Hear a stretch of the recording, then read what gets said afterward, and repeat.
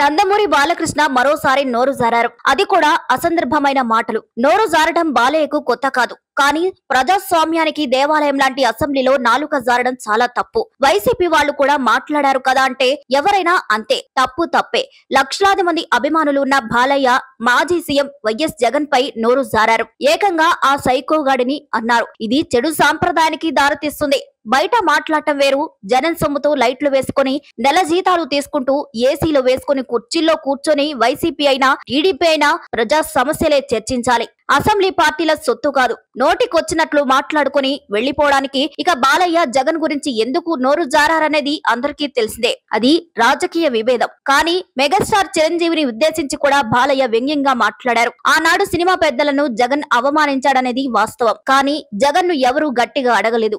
కామినేని శ్రీనివాస్ గారు చెప్పింది అబద్ధం. ఆయన చెప్పినట్లు చిరంజీవి గారు గట్టిగా అడిగితే అప్పుడు ఆయన వచ్చాడు అన్నది అబద్ధం. గట్టిగా ఎవడూ అడగలేదు. ఆయనంతా పెద్ద గట్టిగా చెప్తే ఈయన దిగొచ్చారంట, లేకపోతే సినిమాటోగ్రఫీ మినిస్టర్ ను కలవాడన్నాడంట అంటూ చీప్ గా మాట్లాడారు బాలయ్య. ఇక వాళ్ళు తిట్టుకుని చివరకు బాలయ్య చిరంజీవి గురించి కూడా హీనంగా మాట్లాడారు. ఎందుకంటే మాత్రం ఇద్దరికి మధ్య చాలా గ్యాప్ ఉంది. కానీ సినిమా ఇండస్ట్రీ ఎప్పుడు కష్టాల్లో ఉన్నా కూడా ముందుకొచ్చేది చిరంజీవి గారు మాత్రమే అన్నది నిజం.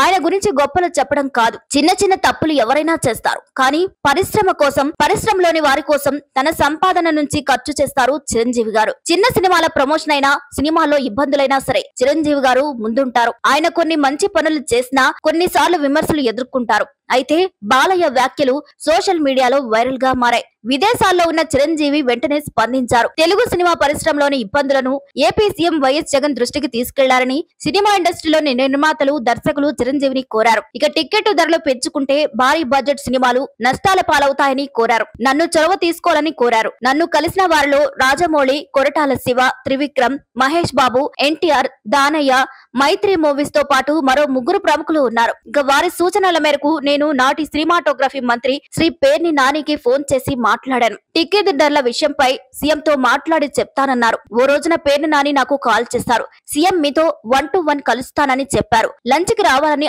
ఆహ్వానించారని చెప్పారు. నేను వెళ్లాను. నన్ను సీఎం చాలా సాదరంగా ఆహ్వానించారు. లంచ్ చేస్తున్న సమయంలోనే ఇండస్ట్రీ సమస్యలు వివరించాను. సమయం ఇస్తే అందరం కలుస్తామని చెప్పాను. కొన్ని రోజుల తర్వాత కోవిడ్ 2వ దశ సమయంలో మంత్రి పేర్ని నాని కాల్ చేశారు. కోవిడ్ కారణంగా 5గురు వస్తే బాగుంటుందన్నారు. నేను 10 మందిని వస్తామని చెప్పగా సరే అన్నారు. డేట్ ఫిక్స్ చేశారు. అదే సమయంలో నేను బాలకృష్ణ ఫోన్ చేశారు. అందుబాటులోకి రాలేదు. జెమినీ కిరణ్ కు స్వయంగా కలవమని చెప్పాను. 3 సార్లు ఆయన ప్రయత్నించినా బాలకృష్ణను కలవలేకపోయారు. నేను ఒక ఫ్లైట్ ఏర్పాటు చేసుకుని ఆర్ నారాయణమూర్తి సహా అందరం కలిశాము. సీఎం సానుకూలంగా స్పందించారు. నేను ఆ రోజు చొరవ తీసుకోవడం వల్లనే వీరసింహారెడ్డి, వాల్తేరు వీరయ్య టికెట్స్ రేట్లు పెంచారన్నది వాస్తవం. దాని ద్వారా నిర్మాతలకు, డిస్ట్రిబ్యూటర్లకు, ఎగ్జిబిటర్లకు లాభాలం కాదన్నారు చిరంజీవి. ఇక ఆ సమయంలోనే బాలయ్యకు మరో చురక అంటించారు. నేను ముఖ్యమంత్రితోనైనా సామాన్యుడితోనైనా నా సహజ సిద్ధ ధోరణిలోనే గౌరవం ఇచ్చి పుచ్చుకునే విధానంలో మాట్లాడతాను. నేను విదేశాల్లో ఉన్నాను. అందుకే వాస్తవాలను ప్రతీక ప్రకటన ద్వారా తెలియజేస్తున్నానని చిరంజీవి గారు అన్నారు. ఒకటి మాత్రం వాస్తవం. చిరంజీవి చొరవ వల్లే వైఎస్ జగన్ ను కలిశారు. జగన్ అవమానించారా అంటే కాదని చెప్పొచ్చు. ఎందుకంటే అవమానించే ఉద్దేశం ఉంటే చిరంజీవిని లంచ్ కు ఎందుకు జగన్ ఆహ్వానిస్తారు? ఆయనను బయటకు వచ్చి మరి చిరంజీవిని లోనికి తీసుకెళ్తారా? కానీ చిరంజీవి మాత్రం తనను సాదరంగా ఆహ్వానించారని చెప్పారు చిరంజీవి. ఒకవేళ నాటి సీఎం జగన్ మెగాస్టార్ ను, ఇతర శ్రేణి ప్రముఖులను అవమానిస్తే అది ఆయన విఘ్నతకే వదిలేయాలనేది వాస్తవం. ఇక ఈ సమయంలో బాలయ్య చిరంజీవి మీద అసూయ వ్యాఖ్యలు చేశారా, లేదంటే పవన్ కళ్యాణ్ డిప్యూటీ సీఎం గా ప్రభుత్వంలో నంబర్ 2 పొజిషన్ లో ఉన్నారని అసూయతో అనేది కూడా తీవ్ర చర్చనీయాంశమైంది. అయితే చిరంజీవి గురించి మొదటి నుంచి నెగటివ్ గా మాట్లాడటం బాలయ్యకు అలవాటే. ఆయన్నే కాదు, అందరికంటే మేమే తోపులం, మా బ్లడ్లు వేరు, మా బ్రీడ్ వేరు అంటూ బాలయ్య అంటారు. కానీ బ్రీడులు పోయాయి. ఇది జంజీ కాలనీ. 2016లో కూడా లేపాక్షి ఉత్సవాలు నిర్వహించిన సమయంలోనూ కూడా బాలయ్య తన అక్కసు వెళ్లగక్కారు. నేను చిరంజీవిని ఆహ్వానించలేదు. తాను ఎవరిని నెత్తికెక్కించుకోను. తన నెత్తిన ఎక్కేవారిని పిలవాల్సిన అవసరం లేదన్నారు. మరో సందర్భంలో పవన్ కళ్యాణ్ ను సైతం విమర్శించారు బాలయ్య. ఇలా 1 కాదు 2 కాదు ఎన్నో సార్లు విభేదాలు బయటపడ్డాయి. ఇక పనిలేని ఫ్యాన్స్ ఎలాగూ విడిపోయి దుమ్మెత్తి పోసుకుంటారు, అది వేరే విషయం. ఇప్పటి విషయానికి వస్తే బాలయ్య ఎందుకు అంతలా చిరంజీవిని దెప్పి పొడిచారనేది ఎవరికి అంతుపట్టని విషయం. చిరంజీవి ఫ్యాన్ ఫ్యాన్స్ మాత్రం బాలయ్యను ఏకిపారేస్తున్నారు. ఇక వైసీపీ నేతలైతే విగ్గు మీద కళ్ళజోడు పెట్టుకుని కళ్ళు నెత్తికెక్కి అసెంబ్లీలో మాట్లాడుతున్నాడు. అసలు సైకో సర్టిఫికెట్ తెచ్చుకుందే బాలయ్య, జ్యోతిష్కుడిని నిర్మాతని కాల్చిన విషయం మర్చిపోయాడంటూ ఫైర్ అవుతున్నారు. కానీ చిరంజీవి ఫ్యాన్స్ మాత్రం బాలయ్య సారీ చెప్పకుంటే ఆందోళన చేస్తామని హెచ్చరిస్తున్నారు. ఇక్కడ చిరంజీవి ఫ్యాన్స్ కాదు, టీడీపీలో ఇప్పుడు కీలకంగా ఉన్నారు పవన్ కళ్యాణ్. ఆయన డిప్యూటీ సీఎం అన్న విషయం మర్చిపోవద్దు. ఇక నాగబాబు కూడా ఎమ్మెల్సీగా ఉన్నారు. ఈ సమయంలో చిరంజీవి మీద బాలయ్య చేసిన కామెంట్లకు వాళ్ళు ఎలా స్పందిస్తారనేది చూడాలి. నాగబాబు చిన్న మాట కూడా చిరంజీవిని ఎవరైనా అంటే ఊరుకోరు. మరి బాలయ్య వ్యంగ్యాస్త్రాలతో ఎలా స్పందించారనేది చూడాలి. అయితే బాలయ్య వ్యవహారం అందితే జుట్టు అందకపోతే కాళ్ళు అనే వ్యవహారంలా ఉంటాయని చిరంజీవి అభిమానులు వైసీపీ నేతలు విమర్శిస్తున్నారు. ఇవే మాటలు వైఎస్ జగన్ సీఎం గా ఉన్నప్పుడు మాట్లాడేవారా, తన భావ సీఎం కాబట్టి రెచ్చిపోతున్నాడా అనేది ఇప్పుడు చర్చనీయాంశం. ఒకవేళ నిజంగా చిరంజీవి బాలయ్య చెప్పినట్లు అంత లెవెల్ లేకుంటే చంద్రబాబు నాయుడు జైల్లో ఉన్నప్పుడు పవన్ సాయం ఎందుకు తీసుకున్నారు? చిరంజీవి వేరు, పవన్ కళ్యాణ్ వేరు కాదు. జైల్లో ఉన్న సమయంలో పవన్ ను జైలుకు తీసుకువెళ్లి మరీ మాట్లాడి వచ్చారు. బయటకు రాగానే తాము బాబుకు అండగా ఉన్నాం, వైసీపీని ఓడిస్తామని పవన్ తో చెప్పించారు. ఆ తర్వాత పవన్ కళ్యాణ్ కారణంగా బీజేపీతో పొత్తు కూడా కుదిరింది, బ్రహ్మాండంగా గెలిచారు. అంతేకాదు పవన్ కారణంగా కేంద్రంలో టీడీపీ చక్రం తిప్పుతుంది, ప్రాజెక్టులు, ఆర్థికంగా కూడా రాష్ట్రం ముందడుగు వేస్తుంది, రాజధాని నిర్మాణం కూడా బ్రహ్మాండంగా మొదలైంది. ఇలా అన్ని రకాలుగా ఏపీకి కేంద్రం నుంచి మద్దతు దొరుకుతుంది. చంద్రబాబు నాయుడు, పవన్ కళ్యాణ్లు సఖ్యతగా ఏపీని పాలిస్తున్నారు, అంతా ఓకే. కానీ పవన్ కళ్యాణ్ రేంజ్ కి కూడా బాలయ్య అసూయ పడుతున్నారనేది బయట జరుగుతున్న టాక్. ఇదే మాటను పేర్ని నాని కూడా చెప్పుకొచ్చారు. పవన్ కళ్యాణ్ కు డిప్యూటీ సీఎం, ఆయన కంటూ సీఎం రేంజ్ ప్రోటోకాల్, కన్వాయ్లు కూడా ఉన్నాయి. ఆయన మాట ఇప్పుడు సర్కార్లో చెల్లుబాటు అవుతుంది. కానీ బాలయ్య కేవలం ఎమ్మెల్యేగానే ఉన్నారు. ఆయనకు మంత్రి పదవి చంద్రబాబు నాయుడు ఇవ్వరనేది నిజం. ఇటు బాలయ్య కూడా అడగరు. పైగా అప్పటికే నారా లోకేష్ మంత్రిగా ఉన్నారు. ఇలా కుటుంబం మొత్తం పదవులు పంచుకుంటూ విమర్శలు కూడా వస్తాయి. అయితే పవన్ కళ్యాణ్ డిప్యూటీ సీఎం గా ఉన్నా కూడా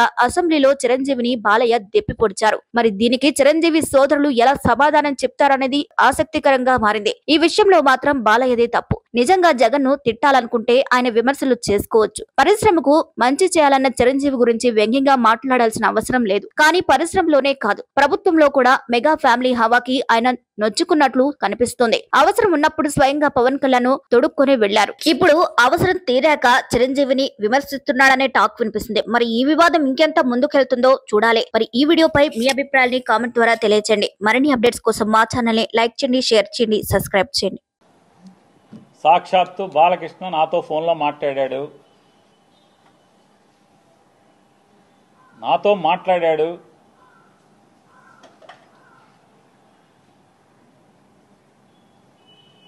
మాట్లాడాడే చెప్తున్నా.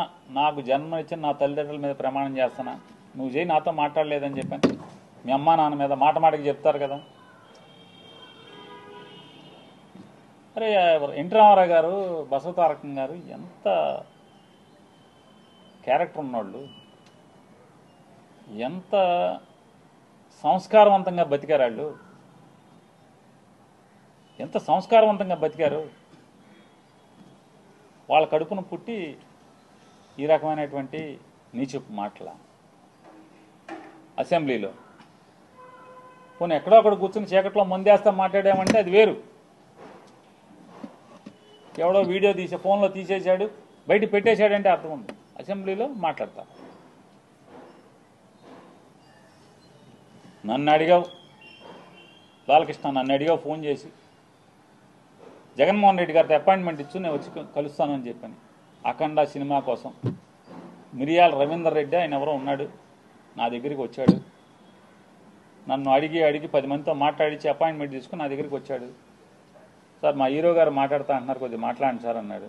మీకు అభ్యంతరం అన్న, నాకే అభ్యంతరం లేదు, మాట్లాడండి, నేను మంత్రిని, మాట్లాడాలి, బాధ్యత, మాట్లాడించండి అని మాట్లాడావు.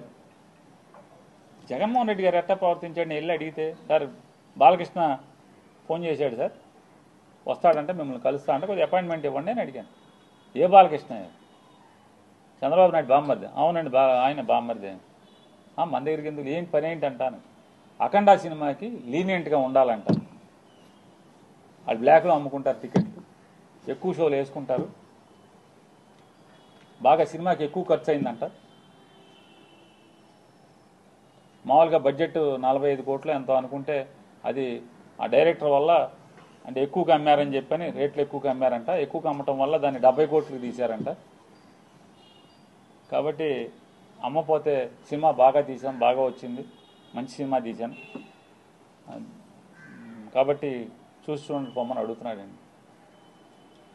సరే ఏదో ఒకటి మాట్లాడే సరే వాళ్ళకి ఏమైనా సాయం కావాలంటే చేసి పెట్టని చెప్పారు.